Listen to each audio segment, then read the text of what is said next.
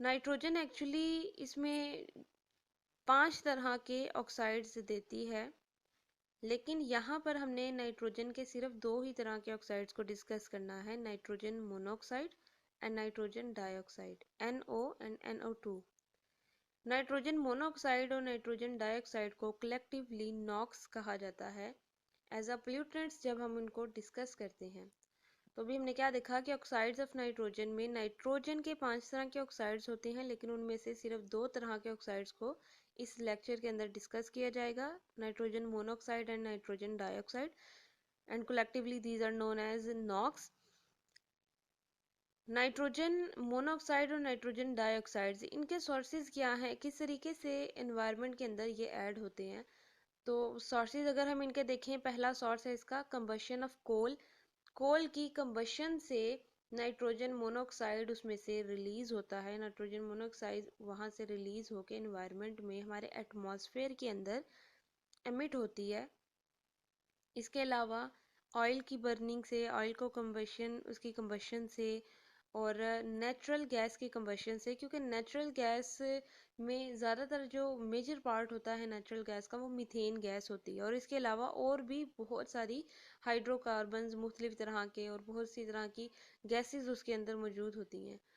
तो natural gas वो है जो कुदरती तौर पर मौजूद होती है, पाई जाती है, जिसको हम डोमेस्टिक पर्पज़ के लिए भी यूज़ करते हैं, और उसमें जो मेजर पार्ट होता है वो मीथेन का ही होता है, लेकिन उसके अलावा हाइड्रोकार्बन्स और इसके अलावा और भी बहुत सारी नाइट्रोजन के ऑक्साइड्स और सल्फर के ऑक्साइड्स भी उसके अंदर मौजूद होते हैं। तो कोल, ऑयल और नेचुरल गैस की कंबशन से nitrogen monoxide and nitrogen dioxide atmosphere में एमिट होते हैं। फिर अगर हम देखें कि इन्वायरमेंट के अंदर एटमॉस्फेयर में किस तरीके से नाइट्रोजन के ऑक्साइड्स प्रोड्यूस होते हैं, कुछ तो डायरेक्ट तरीके हैं जिनके ज़रिए से जो नाइट्रोजन के ऑक्साइड्स हैं वो एनवायरनमेंट में हमारी एटमॉस्फेयर के अंदर एमिट हो रहे थे। लेकिन अगर हम ये देखें कि पहले नाइट्रोजन मौजूद हो और नाइट्रोजन की ऑक्सीडेशन से फिर ये ऑक्साइड्स बने। So sources of nitrogen to form oxides, कि नाइट्रोजन अगर ऑक्साइड्स बनाती है एटमॉस्फेयर में, कि as a nitrogen as a primary pollutant वहाँ पर अगर फॉर एग्जांपल एक्ट कर रही है, तो किस तरीके से उसकी ऑक्सीडेशन हो के nitrogen monoxide and nitrogen dioxide बनती हैं। तो सबसे पहला सोर्स नाइट्रोजन का है एटमॉस्फेयर। आपको पता है एटमॉस्फेयर जब हमने पढ़ा फर्स्ट लेक्चर के अंदर, कंपोनेंट है ये एक एनवायरनमेंट का, तो उसके अंदर नाइट्रोजन की सबसे ज़्यादा कंपोजिशन, नाइट्रोजन की जो कंसंट्रेशन है वो सबसे ज़्यादा मौजूद है। इसके अलावा नाइट्रोजन फॉसल फ्यूल्स में भी मौजूद होती है। तो फॉसल फ्यूल्स क्या होते हैं कि जो डेड बरीड मटेरियल्स होते हैं उनकी माइक्रो ऑर्गेनिजम्स की वजह से ब्रेक डाउन होती है, फिर उनकी ब्रेक डाउन से ये जो नाइट्रोजन है गैस, और इसके अलावा और भी बहुत सारी गैसेस वहाँ से एमिट होती हैं एटमॉस्फेयर के अंदर, तो उनमें से एक गैस नाइट्रोजन भी है। वो जो नाइट्रोजन है जो कि एटमॉस्फेयर से या फॉसल फ्यूल्स से हासिल होती है, वो नाइट्रोजन हाई टेम्परेचर्स पे एटमॉस्फेयर में मौजूद जो ऑक्सीजन है उसके साथ रिएक्ट करके नाइट्रोजन मोनोऑक्साइड बनाती है पहले तो, अकॉर्डिंग टू दिस रिएक्शन। और ये रिएक्शन बहुत हाई टेम्परेचर्स पे होता है, क्योंकि वैसे भी तो नाइट्रोजन और ऑक्सीजन इन्वायरमेंट के अंदर मौजूद है, हमारी एटमॉस्फेयर में हमारे इर्द गिर्द नाइट्रोजन और ऑक्सीजन मौजूद हैं, लेकिन वो रिएक्ट तब करती हैं जब उनको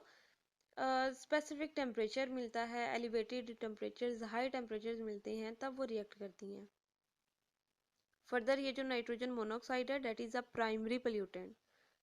ये फर्दर ऑक्सीडेशन के बाद दोबारा ऑक्सीजन के साथ रिएक्ट करने के बाद नाइट्रोजन डाइऑक्साइड बनाती है NO2। सो NO2 यहाँ पर क्या होगा, सेकेंडरी पोल्यूटेंट, क्योंकि ये जो NO2 है ये प्राइमरी पोल्यूटेंट्स की वजह से बन रहा है, नाइट्रोजन मोनोऑक्साइड की वजह से बना है। Now how oxides of nitrogen reach the earth, ज़मीन तक ये नाइट्रोजन मोनोऑक्साइड है, नाइट्रोजन डाइऑक्साइड किस तरीके से पहुंचते हैं। सो फोटोकेमिकल रिएक्शंस की वजह से, अगर कुछ रिएक्शंस इस तरह के होते हैं जो लाइट की मौजूदगी में होते हैं, तो लाइट उसको कैटालाइज करती है ऐसे रिएक्शंस को, लाइट की मौजूदगी में जो केमिकल रिएक्शंस होते हैं, उस तरह के रिएक्शंस की वजह से नाइट्रोजन के ऑक्साइड्स का बनना और हमारी अर्थ तक उसका पहुंचना, उसके बाद जिनको हम नाइट्रोजन मोनोऑक्साइड और नाइट्रोजन डाइऑक्साइड को कलेक्टिवली नॉक्स कह रहे हैं, फर्दर वो इन्वायरमेंट में मौजूद, एटमॉस्फेयर में मौजूद वाटर वेपर्स के साथ रिएक्ट करके एसिड बनाती है। तो नाइट्रोजन डाइऑक्साइड या नाइट्रोजन मोनोऑक्साइड वाटर के साथ रिएक्ट करके नाइट्रिक एसिड बनाते हैं, नाइट्रिक एसिड HNO3। तो नाइट्रिक एसिड फिर क्या होगा, सेकेंडरी पोल्यूटेंट होगा ये भी, जो कि फिर डिपॉजिट होना शुरू हो जाता है हमारी एटमॉस्फेयर के अंदर। तभी हमने क्या कहा कि नाइट्रोजन के जो ऑक्साइड्स हैं ये बनते हैं फोटोकेमिकल रिएक्शंस की वजह से, और नॉक्स इनको कहा जाता है, और नॉक्स फर्दर वाटर के साथ रिएक्ट करने के बाद नाइट्रिक एसिड में कन्वर्ट होते हैं, और वो जो नाइट्रिक एसिड है वो मुख्तलिफ सब्सटेंसेस के साथ फर्दर रिएक्ट करने के बाद नाइट्रेट्स भी बनाता है।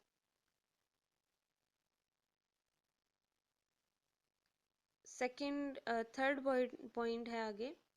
हमारे लेक्चर का आज दूसरा कंटेंट, और वैसे हमारे मेन जो टॉपिक है उसका थर्ड पॉइंट है ये ऑक्साइड्स ऑफ सल्फर। सल्फर के दो ऑक्साइड्स को हम डिस्कस करते हैं, sulphur dioxide and sulphur trioxide, SO2 and SO3। Sulphur dioxide के सोर्सेज को अगर देखें तो उसका पहला सोर्स है वोल्केनोज। तो वोल्केनोज से 67% सल्फर डाइऑक्साइड हमारी एटमॉस्फेयर के अंदर एमिट होती है। उसके अलावा सल्फर कंटेनिंग जो गैसेस होती हैं, जो कि ऑर्गेनिक मैटर की डिकम्पोजिशन जब करते हैं उससे प्रोड्यूस होती हैं, उनकी ऑक्सीडेशन की वजह से सल्फर डाइऑक्साइड का प्रोड्यूस होना। ऑर्गेनिक मैटर जो कि हम as a waste product in हमारी एटमॉस्फेयर में मौजूद है, उसको हम ऐसे ही फेंक देते हैं बाहर, फिर उनकी बैक्टीरियल डिकम्पोजिशन होना या किसी भी तरीके से उनकी जब डिकम्पोजिशन होती है तो हाइड्रोकार्बन्स या ऑर्गेनिक मैटर जो होता है उसके अंदर कार्बन और हाइड्रोजन का सबसे ज़्यादा पोर्शन मौजूद होता है, लेकिन उसके अलावा और भी उसमें हाइड्रोकार्बन्स, उसके अंदर और भी मुख्तलिफ तरह के एलिमेंट्स मौजूद होते हैं। तो उस ऑर्गेनिक मैटर की डिकम्पोजिशन होना, ब्रेक डाउन होना उसकी, और ब्रेक डाउन होने के बाद सल्फर कंटेनिंग गैसेस का वहाँ से प्रोड्यूस होना और फिर उनकी ऑक्सीडेशन हो जाना, तो सल्फर डाइऑक्साइड इस तरह से प्रोड्यूस होती है। पहला सोर्स है इसका वोल्केनोस, जिससे 67% सल्फर डाइऑक्साइड हमारी इन्वायरमेंट में, हमारे एटमॉस्फेयर के अंदर एमिट होती है, और इसके अलावा जो ऑर्गेनिक मैटर की ब्रेक डाउन होती है एटमॉस्फेयर के अंदर, डिकम्पोजिशन होती है उसकी, जिसको हम एज अ वेस्ट प्रोडक्ट बाहर फेंक देते हैं, तो उनमें से सल्फर कंटेनिंग गैसेस का पहले तो प्रोड्यूस होना और फिर फर्दर एटमॉस्फेयर में उनकी ऑक्सीडेशन हो जाना। इसके अलावा कोल की कंबशन से भी, क्योंकि ये जो कोल है या क्रूड ऑयल है उनकी बर्निंग से, और नेचुरल गैस, ये तमाम चीज़ें क्या हैं, हाइड्रोकार्बन्स ही हैं। और हाइड्रोकार्बन्स में कार्बन और हाइड्रोजन तो मौजूद होते ही हैं क्योंकि उनकी सब बहुत ज़्यादा परसेंटेज मौजूद होती है, लेकिन उसके अलावा ट्रेस अमाउंट में या बहुत कम कंसंट्रेशन में और भी एलिमेंट्स और भी गैसेस मौजूद होती हैं। तो जब हम उनकी कंबशन करें, उनको उनकी बर्निंग करते हैं, तो उनकी वजह से वहाँ से नॉक्स या फिर सल्फर डाइऑक्साइड, सल्फर ट्राइऑक्साइड ये भी प्रोड्यूस होते हैं। Burning of fossil fuels in power plant में फॉसल फ्यूल्स को जब बर्न करते हैं तो वहाँ से भी इस तरह की गैसेज एमिट होती हैं। पेट्रोलियम इंडस्ट्रीज से भी, पेट्रोलियम इंडस्ट्रीज में जब पेट्रोल को रिफाइन करने के लिए लेके जाया जाता है क्रूड ऑयल को, क्रूड ऑयल क्या होता है कि नेचुरली अकरिंग पेट्रोलियम प्रोडक्ट है ये, तो उस प्रोडक्ट को वो क्या होती है, अनरिफाइंड होती है, वो प्योर नहीं होता पेट्रोल। उसमें से फिर जब अलग करते हैं मुख्तलिफ पोर्शंस को, तो वहाँ से इस तरह की गैसेस का रिलीज होना और डायरेक्टली फिर वो एटमॉस्फेयर के अंदर रिलीज करवा दी जाती हैं, क्योंकि इंडस्ट्रीज की चिमनीज से ये इस तरह की गैसेस एमिट होती हैं एटमॉस्फेयर के अंदर, जैसा कि हमने लास्ट लेक्चर में इसको डिस्कस किया था। तो ये चंद सोर्सेज हैं जिनकी वजह से सल्फर डाइऑक्साइड हमारे एटमॉस्फेयर में रिलीज होती है। अगर प्रॉपर्टीज देखें sulphur dioxide and sulphur trioxide को, सल्फर डाइऑक्साइड और सल्फर ट्राइऑक्साइड को कलेक्टिवली सॉक्स भी कहा जाता है। जैसे nitrogen monoxide and nitrogen dioxide को नॉक्स कहा जा रहा था, तो इनको भी sulphur dioxide and sulphur trioxide को सॉक्स कहा जाता है। कैपिटल एस एंड ओ और उसके सबस्क्रिप्ट में एक्स लिख दिया जाता है। दोनों ही गैसेस इनकी पुंजेंट ऑर्डर है, चुभने वाली इनकी स्मेल है, इसके अलावा इरिटेटिंग है ये बहुत ही दोनों ही गैसेस, और सफोकेशन काज करती हैं ये भी। जिस तरह से कार्बन मोनोऑक्साइड एक सफोकेटिंग गैस थी, तो ये दोनों भी सफोकेटिंग हैं, सफोकेशन काज करती हैं, सांस लेने में मुश्किल होती है इनकी वजह से। अगर ये हमारे रेस्पिरेशन के दौरान अगर ये इनहेल हो जाए तो ये भी सफोकेशन काज करती हैं। इसके अलावा एक इम्पॉर्टेंट चीज़ है इसके अंदर, फॉर्मेशन ऑफ एरोसोल्स। एरोसोल्स किसको कहा जाता है कि जब ये जो सल्फेट हैं, सल्फर डाइऑक्साइड वगैरह, एटमॉस्फेयर में मौजूद किसी दूसरे रेडिकल के साथ, किसी वाटर वेपर्स वगैरह इन चीज़ों के साथ, या किसी दूसरे प्राइमरी पोल्यूटेंट के साथ जब रिएक्ट करती हैं, जैसे कि यहाँ पर इस इक्वेशन के अंदर दिखाया जा रहा है, सल्फर डाइऑक्साइड कन्वर्ट हो रही है सल्फ्यूरिक एसिड के अंदर H2SO4 वाटर के साथ रिएक्ट करने के बाद, और फिर जब उसकी न्यूक्लिएशन होती है, यानी कि उसके बाद फिर उसके सॉलिड पार्टिकल्स का बन जाना, सल्फ्यूरिक एसिड के बहुत फाइन यानी बहुत स्मॉल पार्टिकल्स का, सॉलिड पार्टिकल्स का फिर बन जाना, और ये क्या है, सेकेंडरी पोल्यूटेंट्स है एक, और फिर ये सस्पेंड होना शुरू हो जाते हैं, या हम इस तरह से कह सकते हैं कि डिपॉजिट होना शुरू हो जाते हैं हमारे एटमॉस्फेयर के अंदर। और फिर ये जो सल्फ्यूरिक एसिड है, इसको हम फिर क्या कह रहे हैं कि जब इस तरह से ये सस्पेंड होना शुरू हो जाएगा, इसको हम कहते हैं एसिड डेपोजिशन। और जब रेन के साथ, बारिश के साथ, ये बारिश जब होती है तो उसके साथ फिर ये जो पार्टिकल्स हैं ये हमारी ज़मीन तक दोबारा एंटर होना शुरू हो जाते हैं, जिसको हम एसिड रेन कहते हैं। आगे इसके टॉपिक आ रहा है, उसको हम डिटेल से पढ़ेंगे। तो एरोसोल्स क्या होते हैं, एरोसोल्स के अंदर बहुत सॉलिड स्मॉल पार्टिकल्स भी हो सकते हैं और थोड़े बड़े पार्टिकल्स भी हो सकते हैं किसी पोल्यूटेंट के या किसी सब्सटेंस के, उनका सस्पेंड कर जाना। सस्पेंशन किस चीज़ को कहा जाता है कि जब सॉलिड पार्टिकल्स लिक्विड के अंदर डिसॉल्व नहीं होते, तो ऐसे मिक्सचर्स को सस्पेंशन कहा जाता है। एक मिक्सचर वो होता है जिसमें सॉलिड पार्टिकल्स वाटर में, लिक्विड में डिसॉल्व हो जाते हैं। फॉर एग्जांपल, नमक को अगर पानी के अंदर डिसॉल्व करें तो वो बिल्कुल डिसॉल्व हो जाता है, सॉल्युबल हो जाता है उसके अंदर। तो ये मिक्सचर क्या है, होमोजेनियस मिक्सचर है। लेकिन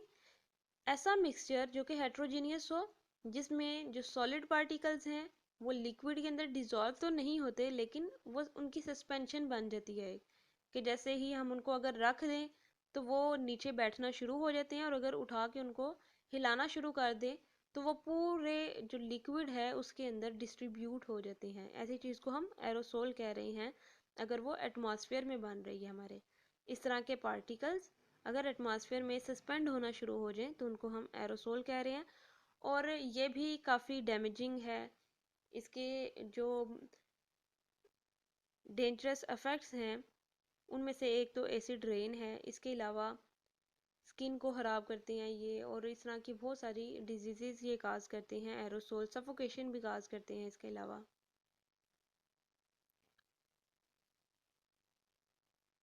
और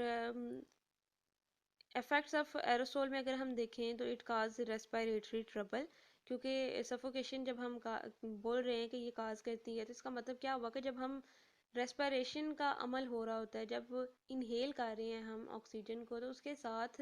अगर ये भी इनहेल हो जाएं या ये आके उसको डिस्टर्ब करें इस प्रोसेस को, तो उसकी वजह से क्या होता है कि जो रेस्पिरेटरी का सारा प्रोसेस है उसमें मुश्किल आती है, और इसकी वजह से फिर सफोकेशन होती है। इसके अलावा मेजर सोर्स है एसिड डेपोजिशन का हमारी एटमॉस्फेयर के अंदर, जैसे कि अभी मैंने पीछे बता दिया आपको।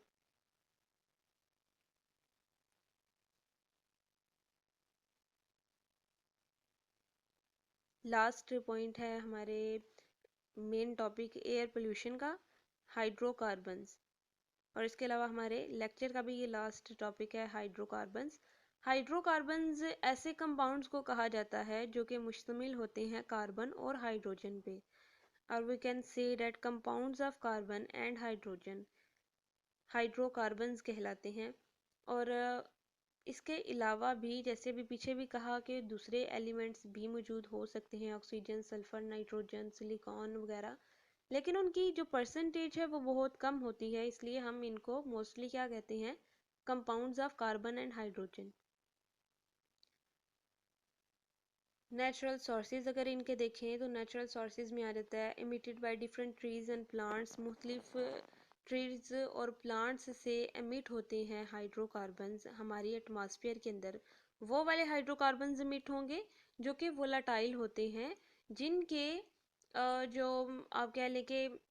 जैसे ही थोड़ा सा टेम्परेचर हाई होता है तो वो इमिट होना शुरू हो जाएंगे,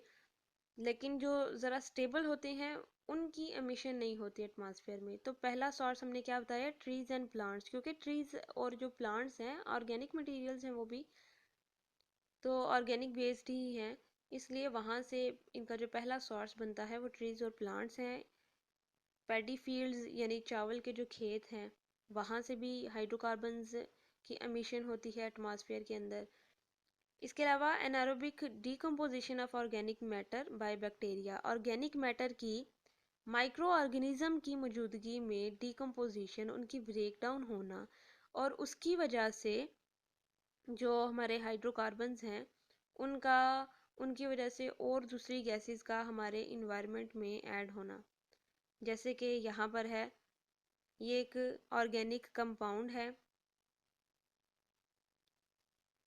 बैक्टीरिया की मौजूदगी में यानी माइक्रो ऑर्गेनिज्म की मौजूदगी में इस कंपाउंड की जब डीकम्पोजिशन हुई, ब्रेकडाउन हुई, तो कार्बन डाइऑक्साइड और साथ में मीथेन गैस प्रोड्यूस हुई है। तो मीथेन गैस क्या है, ये एक हाइड्रोकार्बन है जो कि इन्वायरमेंट में प्रोड्यूस हो रही है। और एनारोबिक डिकम्पोजिशन का मतलब होता है ऑक्सीजन की गैर मौजूदगी में डिकम्पोजिशन होना। और किसकी मौजूदगी में डिकम्पोजिशन हो रही है, माइक्रो ऑर्गेनिज्म यानी बैक्टीरिया यहाँ पर है इसकी डिकम्पोजिशन के इस एग्जाम्पल के अंदर।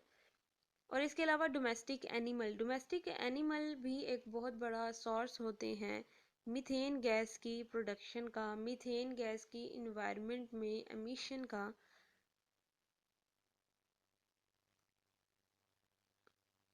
सोर्सेज ऑफ अदर हाइड्रोकार्बन्स, ये जो पीछे हमने सोर्सेज पढ़े ये मीथेन गैस के बारे में थे, और इसके अलावा जो दूसरे हाइड्रोकार्बन्स हैं, और भी बहुत तरह के हाइड्रोकार्बन्स मौजूद हैं, उनके सोर्सेज क्या क्या हो सकते हैं। ऑटोमोबाइल्स से एमिट हो सकते हैं, क्योंकि ऑटोमोबाइल्स के अंदर आपको पता है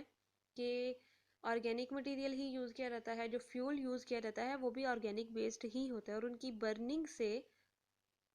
बहुत सी तरह के, उनकी कंबशन से बहुत सी दूसरी तरह के जो हाइड्रोकार्बन्स हैं वो इन्वायरमेंट में हमारी एटमॉस्फेयर में एमिट होते हैं।